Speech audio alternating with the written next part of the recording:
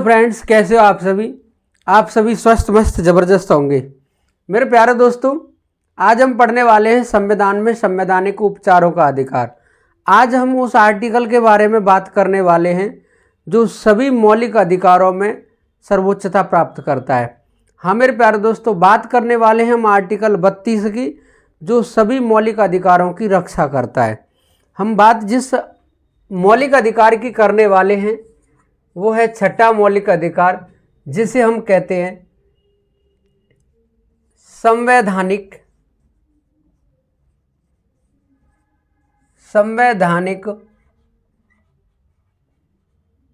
उपचारों का अधिकार।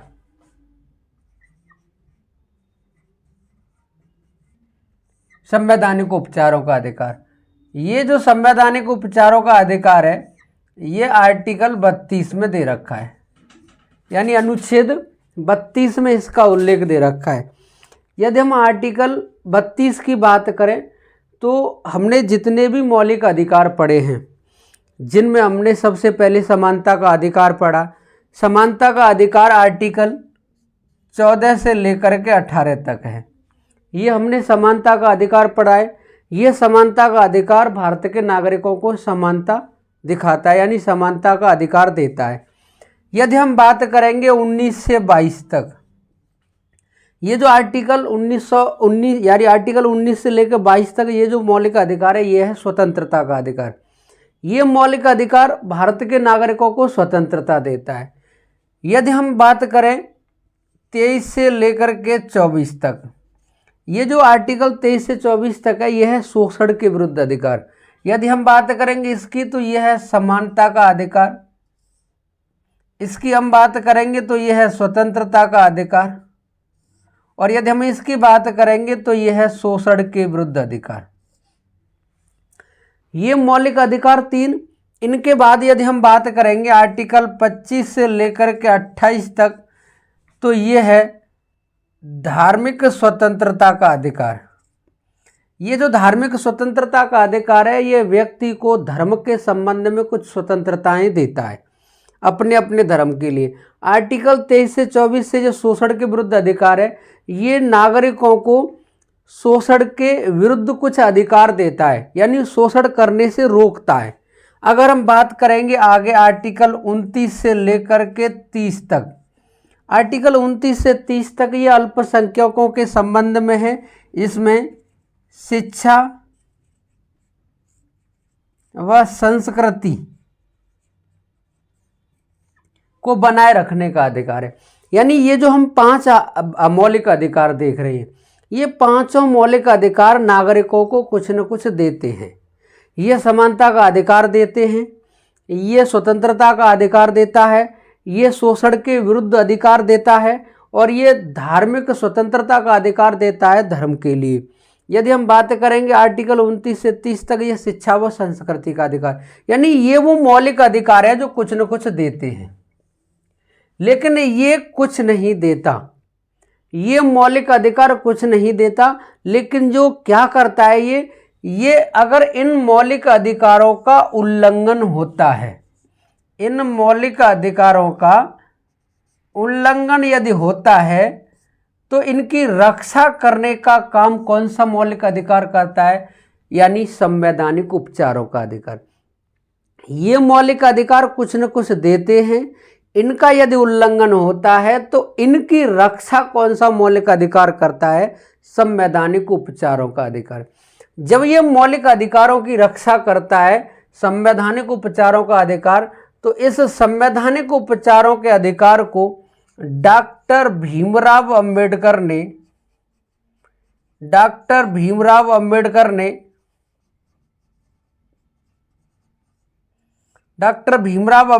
ने इस संवैधानिक उपचारों के अधिकार को संविधान की आत्मा कहा है। संविधान की आत्मा, यानी संविधान की आत्मा डॉक्टर भीमराव अंबेडकर ने किस मौलिक अधिकार को कहा है, तो किस मौलिक अधिकार को कहा है, संवैधानिक उपचारों के अधिकार को। संवैधानिक उपचारों के अधिकार में जो अनुच्छेद दे रखा है वो अनुच्छेद कौन सा है, 32। यानी मौलिक अधिकारों की रक्षा करता है, इसीलिए संपत्ति के अधिकार को मौलिक अधिकारों की आत्मा कहा जाता है, यानी पूरे संविधान की आत्मा कहा जाता है। मेरे प्यारे दोस्तों, यदि हम आगे बात करें कि जब हमने शुरू में मौलिक अधिकार पढ़े तो उसमें लिखा हुआ था साफ साफ कि मौलिक अधिकार वाद योग्य हैं। वाद योग्य हैं। वाद योग्य का मतलब यह है कि इन्हें कोर्ट में चुनौती दी जा सकती है। अगर आपसे कभी भी पूछे कि मौलिक अधिकार वाद योग्य हैं, इनका उल्लंघन होने पर हम कोर्ट जा सकते हैं, तो ये किस आर्टिकल में लिखा हुआ है? मेरे प्यारे दोस्तों, यदि हम बात करेंगे मौलिक अधिकारों का उल्लंघन होता है तो हम सुप्रीम कोर्ट भी जा सकते हैं और हाई कोर्ट भी जा सकते हैं। सुप्रीम कोर्ट भी जा सकते हैं, हाई कोर्ट भी जा सकते हैं, और सुप्रीम कोर्ट और हाई कोर्ट दोनों ही रिट जारी करते हैं। यानी मौलिक अधिकारों का यदि उल्लंघन होता है तो आर्टिकल 32 के अनुसार जो संवैधानिक उपचारों का अधिकार दे रखा है, इसके अनुसार हम, यानी इसके अनुसार यदि देखा जाए तो सुप्रीम कोर्ट में चुनौती दी जा सकती है। लेकिन मौलिक अधिकारों का उल्लंघन होता है तो सुप्रीम कोर्ट भी रिट जारी करता है और हाई कोर्ट भी रिट जारी करता है। लेकिन जब सुप्रीम कोर्ट रिट जारी करता है तो ये आर्टिकल 32 के अनुसार 5 प्रकार की रिट जारी करता है। यानी सुप्रीम कोर्ट आर्टिकल 32 के अनुसार कितने प्रकार की रिट जारी करता है? 5 प्रकार की। और यदि हम हाई कोर्ट की बात करें तो हाई कोर्ट 226 यानी 226 आर्टिकल के अनुसार 6 प्रकार की रिट जारी करता है। यानी रिट जारी करने में हाई कोर्ट सुप्रीम कोर्ट से अधिक पावरफुल है। मेरे प्यारे दोस्तों, आपसे कभी भी पूछ सकता है कि मौलिक अधिकारों का उल्लंघन होने पर निम्नलिखित में से कौन रिट जारी कर सकता है?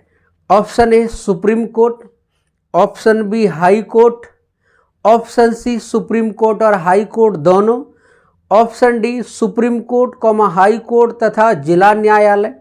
तो यहाँ जिला न्यायालय नहीं लिखा हुआ है, यहाँ केवल रिट जारी करने का अधिकार केवल 2 ही न्यायालयों को है, सुप्रीम कोर्ट और हाई कोर्ट। यदि सुप्रीम कोर्ट के बारे में बात करेंगे तो आर्टिकल 32 के अनुसार 5 प्रकार की रिट जारी होती हैं और हाई कोर्ट के अनुसार 226 के अनुसार 6 प्रकार की रिट जारी होती हैं। मेरे प्यारे दोस्तों, यहाँ तक समझ में आया होगा। यदि हम आगे बात करें कि ये जो 5 प्रकार की रिट जारी होती हैं, ये कौन कौन सी रिट हैं और इन्हें कब कब जारी किया जाता है, तो मेरे प्यारे दोस्तों, यदि हम बात करें इन 5 प्रकार की रिटों की, ये जो 5 प्रकार की रिट हैं ये अलग अलग, पहले तो हिंदी में नाम इनके आते थे लेकिन अब इंग्लिश में इनके नाम आना शुरू हो गया है। जब इंग्लिश में नाम आ जाता है तो हम उस हिंदी वाले नाम को ढूंढते हैं और हमें प्रश्न छोड़ के आना पड़ता है। मेरे प्यारे दोस्तों, आर्टिकल 32 के अनुसार सुप्रीम कोर्ट 5 प्रकार की रिट जारी करता है। सुप्रीम कोर्ट 5 प्रकार की रिट जारी करता है। ये जो 5 प्रकार की रिट जिनके हम बारे में बात करने वाले हैं, उसमें हम सबसे पहले बात करेंगे बंदी प्रत्यक्षीकरण के बारे में।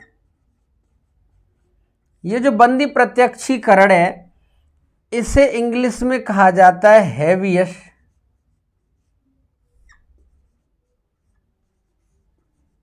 कॉर्पस। यानी बंदी प्रत्यक्षीकरण को इंग्लिश में क्या कहते हैं? Habeas corpus. यदि हम दूसरी वाली रिट की बात करें तो दूसरी रिट है जिसका नाम है अधिकार प्रच्छा। अधिकार प्रच्छा। ये जो अधिकार प्रच्छा है इसे इंग्लिश में कहा जाता है को वारंटो। को वारंटो। अगर हम तीसरी रिट की बात करें तो वो है उत्प्रेषण। ये जो उत्प्रेषण रिट है इसे इंग्लिश में कहा जाता है सर्शियोरी, सर्शियोरी यानी उत्प्रेषण को क्या कहा जाता है इंग्लिश में? सर्शियोरी। यदि हम चौथी रिट की बात करें तो चौथी है प्रतिषेध। प्रतिषेध, ये जो प्रतिषेध है इसे इंग्लिश में कहा जाता है प्रोहिबिशन कहा जाता है। प्रोहिबिशन यानी प्रतिषेध को इंग्लिश में क्या कहते हैं? प्रोहिबिशन। और जो चौथी पांचवी जो रिट है वो है आपकी यानी बंदी प्रत्यक्षीकरण, अधिकार परीक्षा, उत्प्रेषण, प्रतिषेध और एक है परमादेश। परमादेश, ये जो परमादेश है इसे हम कहते हैं मैंडेमस।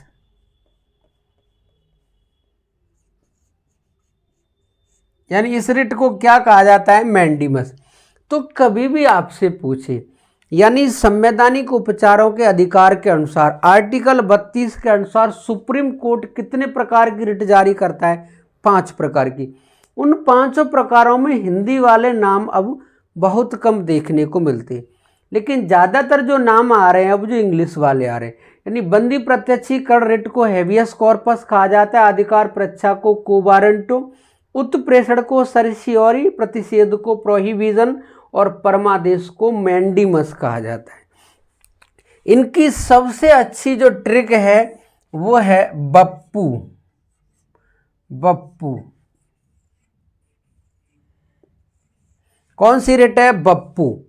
बी का मतलब बंदी प्रत्यक्षीकरण, ए का मतलब अधिकार परीक्षा, पी का मतलब प्रतिषेध और पी का मतलब परमादेश और ऊ का मतलब है उत्प्रेषण। ये जो 5 प्रकार की रिट जो जारी की जाती हैं ये आर्टिकल 32 के अनुसार सुप्रीम कोर्ट जारी करता है। तो मेरे प्यारे दोस्तों, हम बात करने वाले हैं एक एक यानी रिट की कि किस रिट की क्या खासियत है। ये जो बंदी प्रत्यक्षीकरण रिट जब जारी की जाती है जब किसी व्यक्ति को अवैध रूप से गिरफ्तार किया जाता है। जब किसी व्यक्ति को अवैध रूप से गिरफ्तार किया जाता है और गिरफ्तार करने के बाद में पुलिस उसे 24 घंटे के अंदर अंदर भी न्यायालय में पेश नहीं करती है। एक तो अवैध रूप से गिरफ्तार किया गया है, दूसरी बात 24 घंटे से ज़्यादा हो गए हैं फिर भी उसको कोर्ट में पेश नहीं किया गया है, तो इसका मतलब है कि उसने आर्टिकल 22 का उल्लंघन किया है। जब आर्टिकल 22 का उल्लंघन किया है, क्योंकि आर्टिकल 22 में साफ साफ लिखा हुआ है कि किसी भी व्यक्ति को यदि पुलिस गिरफ्तार करती है, केवल निरोधक कानून को छोड़कर सामान्य व्यक्ति को पुलिस गिरफ्तार करती है, तो पुलिस का कर्तव्य है कि उस गिरफ्तार हुए व्यक्ति को 24 घंटे के अंदर अंदर नज़दीकी न्यायालय में पेश करे। तो ऐसा यदि नहीं करती है पुलिस और अवैध रूप से भी गिरफ्तार किया है और पुलिस कहती है कि हमें नहीं पता वो कहाँ भाग गया, तो कोर्ट रिट जारी करता है ऐसे व्यक्ति के खिलाफ, ऐसे थाने के खिलाफ कि उस व्यक्ति को शरीर सहित पेश किया जाए। इसमें बंदी प्रत्यक्षीकरण है, बंदी प्रत्यक्षीकरण जो रिट है इसमें कहा जाता है कि शरीर सहित व्यक्ति को पेश करने के लिए, यानी यहां शरीर सहित पेश करना है। यदि भाग गया तो कहाँ भाग गया, कहाँ चला गया, जमीन निकल गई आसमान खा गया। यानी किसी भी व्यक्ति को कोर्ट में शरीर सहित पेश करवाने के लिए ये बंदी प्रत्यक्षीकरण रिट जारी की जाती है। और इसी में यही कहा गया है कि यदि किसी व्यक्ति को निरोधक कानून में गिरफ्तार किया गया है, निरोधक कानून जैसे टाडा, पोटा, गोकोका, मकोका, यूपी कोका, रासोका, एनएसए, यदि ऐसे व्यक्ति को गिरफ्तार, ऐसे कानून में किसी व्यक्ति को गिरफ्तार किया जाता है या शत्रु देश के नागरिक को गिरफ्तार किया जाता है, तो ऐसी स्थिति में पुलिस उसे बिना कारण बताए, बिना मुकदमा चलाए 3 माह तक बंदी बना सकती है। यदि पुलिस उसे 3 माह से अधिक बंदी बनाना चाहती है, अधिक और पूछताछ करना चाहती है तो ऐसी स्थिति में संबंधित राज्य का हाई कोर्ट का कोई यानी संबंधित राज्य के हाई कोर्ट का कोई न्यायाधीश है या न्यायाधीश रह चुका है या न्यायाधीश बनने की योग्यता रखता है, ऐसा व्यक्ति की अध्यक्षता में एक बोर्ड बनेगा। यदि वो बोर्ड अगर देता है इजाज़त पुलिस को तो वो व्यक्ति तो पुलिस उसे 3 महीने से अधिक बंदी बनाकर रख सकती है। ये आर्टिकल यानी बंदी प्रत्यक्षीकरण रिट के जरिए। यदि हम बात करेंगे अधिकार परीक्षा की, ये जो अधिकार परीक्षा है, ये अधिकार परीक्षा जो को वारंटो है, ये रिट जब जारी की जाती है जब कोई व्यक्ति क्वालिफिकेशन के न होती हो भी वो पद धारण कर लेता है। यानी ये सीधी सीधी बात कहती है कि आपका क्या अधिकार है, आपका क्या अधिकार है, यानी आपका क्या अधिकार है कि आप इस कुर्सी पर बैठे हो। यानी आपके पास वो क्वालिफिकेशन नहीं है, आप उस पद के योग्य नहीं हैं, लेकिन आप उस पद पर आसीन हैं और वो कार्य कर रहे हैं, तो ऐसे व्यक्ति को अधिकार में रहने के लिए ये रिट जारी की जाती है कि आप जिस काम को कर रहे हो वो आपका अधिकार नहीं है। यानी जो व्यक्ति जिस पोस्ट पे नियुक्त किया जाता है उसको अपने ही कार्य करने चाहिए, न कि अपने से बड़े अधिकारी के, क्योंकि ऐसा व्यक्ति जब करता है तो सुप्रीम कोर्ट रिट जारी करता है। कौन सी? यानी अधिकार परीक्षा। अधिकार परीक्षा से आप अपने अधिकार में रहिए, आप अपने अधिकार के दायरे से बाहर मत जाइए। यदि हम बात करेंगे उत्प्रेषण की, ये जो उत्प्रेषण है ये ऊपर से यानी उच्च न्यायालयों से, अपर न्यायालयों से निम्न न्यायालयों की तरफ ये डाली जाती है। यदि जैसे हम बात करेंगे सुप्रीम कोर्ट है तो ये हाई कोर्ट के लिए डालता है, और यदि हाई कोर्ट है तो ये अपने जिला न्यायालय के लिए डालता है, यानी डिस्ट्रिक्ट कोर्ट के लिए डालता है। यानी इसमें यदि बात कही जाए कि जैसे मान लो कोई मुकदमा हाई कोर्ट में चल रहा है या कोई केस चल रहा है, काफ़ी लंबे समय से लंबित है, यदि सुप्रीम अपने पास मंगाना चाहे तो सुप्रीम कोर्ट एक रिट जारी करेगा जिसका नाम होगा उत्प्रेषण। ऊपर भेजिए इस मुकदमे को, इस केस को ऊपर भेजिए। यदि हाई कोर्ट है तो हाई कोर्ट कहाँ डालेगा? जिला न्यायालय में। तो यानी ये ऊपर वाले न्यायालय निम्न न्यायालयों में डालते हैं, यानी निचले न्यायालयों में डालते हैं। सुप्रीम कोर्ट है तो वो हाई कोर्ट में डालेगा और हाई कोर्ट है तो वो जिला न्यायालय में। यदि हम बात करेंगे प्रतिषेध की, ये जो प्रतिषेध है यहाँ पर हम यू लिख देंगे। यू यहाँ पर थोड़ी ट्रिक ऊपर नीचे हो रही है, कोई दिक्कत नहीं। यहाँ उत्प्रेषण है और उत्प्रेषण के बाद में हम पी बनाएंगे यहाँ, यानी पी में प्रतिषेध की बात कही जाती है। प्रतिषेध का मतलब ये है कि प्रतिषेध के अनुसार जैसे कोई केस किसी कोर्ट में चल रहा है तो काफ़ी लंबे समय से विचाराधीन है कोर्ट, और या कोर्ट का निर्णय भी आ चुका है, इसमें निर्णय आने के बाद भी ये रिट डल सकती है प्रतिषेध। तो कोई केस चल रहा है या निर्णय आ चुका है तो ऐसे केस को पुनः उजागर करने के लिए, पुनः चलाने के लिए सुप्रीम कोर्ट एक रिट जारी करता है जिसका नाम है प्रतिषेध। इसका मतलब ये है कि ये न्यायालय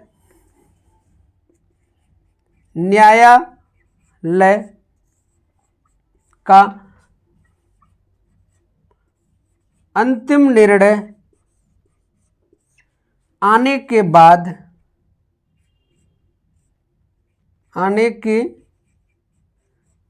भी जारी की जाती है। यानी ये निर्णय आने के बाद भी जारी की जाती है। यदि हम बात करेंगे लास्ट की, जो है परमादेश, ये जो परमादेश रिट है इसके बारे में यदि हम बात करें, ये परमादेश रिट जब जारी की जाती है कि जिस व्यक्ति को जो काम दिया गया है करने के लिए, यदि वो व्यक्ति उस काम को नहीं करता है तो ऐसी स्थिति में सुप्रीम कोर्ट उस व्यक्ति के खिलाफ एक रिट जारी करता है जिसे परमादेश कहा जाता है। यानी परमादेश का मतलब है हमारा आदेश है, आप इस काम को क्यों नहीं कर पा रहे हो। जिस तरीके से उदाहरण मैं बताऊं, जैसे कोई सामान्य व्यक्ति आरटीआई डालता है, राइट टू इन्फॉर्मेशन, जब सूचना का अधिकार मांगता है किसी अधिकारी से और वो व्यक्ति तय समय में सूचना देने में असमर्थ हो जाता है, तो उसकी शिकायतें और अपर अधिकारियों से की जाती है, फिर भी सूचना नहीं मिलती है, तो एक लास्ट ही ऑप्शन रह जाता है हमारे पास, कौन सा? परमादेश। परमादेश रिट सुप्रीम कोर्ट से डाली जा सकती है, हाई कोर्ट से डाली जा सकती है, उस अधिकारी के खिलाफ डाली जा सकती है जो उस काम को करने में असमर्थ है। तो परमादेश रिट, यदि हम आरटीआई की बात करें, जो सूचना का अधिकार एकत्रित करने की बात कही है, ये सूचना का अधिकार आर्टिकल 19(1)(a) में दे रखा है। वहीं प्रेस की स्वतंत्रता है, वहीं सूचना का अधिकार है और वहीं झंडा फहराने की स्वतंत्रता है। तो सूचना जब नहीं मिल पाती है तो ऐसी स्थिति में अधिकारी के खिलाफ कौन सी रिट जारी की जाती है? परमादेश। यानी हम आदेश देते हैं, हम आदेश देते हैं, उस कार्य को करिए। तो ये जो 5 प्रकार की रिट है ये सुप्रीम कोर्ट जारी करता है। यदि हम बात करेंगे 226 के अनुसार हाई कोर्ट की, ये जो हाई कोर्ट है ये जो 6 प्रकार की रिट जो जारी करता है, 6 प्रकार की रिट जो जारी करता है, उनमें 5 तो ये वाली रिट हैं, 5 ये वाली रिट हैं, और जो 6ठी रिट है उसका नाम है इंजंक्शन रिट। यानी जो 6ठी रिट है वो कौन सी है? Injunction writ. इंजंक्शन रिट का मतलब है तुरंत राहत याचिका, यानी तुरंत राहत याचिका। ये रिट जब जारी की जाती है विशेष परिस्थितियों में। विशेष परिस्थितियों का मतलब है यदि 48 घंटे में या 72 घंटे में उस सूचना का यानी उसका निपटारा करना है, कि अगर ये रिट जारी नहीं हुई तो हो सकता है व्यक्ति की जान भी जा सकती है। तो ऐसी स्थिति में आर्टिकल 226 के अनुसार हाई कोर्ट 6 प्रकार की रिट जारी करता है। उनमें से 5 तो ये हैं: बंदी प्रत्यक्ष, अधिकार परीक्षा, उत्प्रेषण, प्रतिषेध, परमादेश, और जो 6वीं है वो कौन सी है? Injunction writ. तो ये वो 5 रिट हैं, जो 6 रिट है जो हाई कोर्ट और सुप्रीम कोर्ट जारी करते हैं। तो मेरे प्यारे दोस्तों, संवैधानिक उपचारों के अधिकार से संबंधित आपके समझ में आया होगा कि संवैधानिक उपचारों का अधिकार कैसे मौलिक अधिकारों की रक्षा करता है। मौलिक अधिकारों की रक्षा करता है, इसीलिए डॉक्टर भीमराव अंबेडकर ने इस संवैधानिक उपचारों के अधिकार को संविधान की आत्मा कहा है। और यही संवैधानिक उपचारों के अधिकार की आत्मा संविधान के मौलिक अधिकारों की रक्षा करती है। मौलिक अधिकार वाद योग्य हैं, ये कहाँ लिखा हुआ है? आर्टिकल 32 में। न्यायालय में चुनौती दी जा सकती है मौलिक अधिकारों को, ये कहाँ लिखा है? आर्टिकल 32 में। मेरे प्यारे दोस्तों, कभी भी मौलिक अधिकारों से संबंधित या किसी भी आर्टिकल से संबंधित यदि क्वेश्चन चर्चा में कभी भी बनता है कि यदि पूरे संविधान को देखा जाए तो पूरे संविधान में 395 जो आर्टिकल है उनमें सबसे महत्वपूर्ण अनुच्छेद कौन सा है?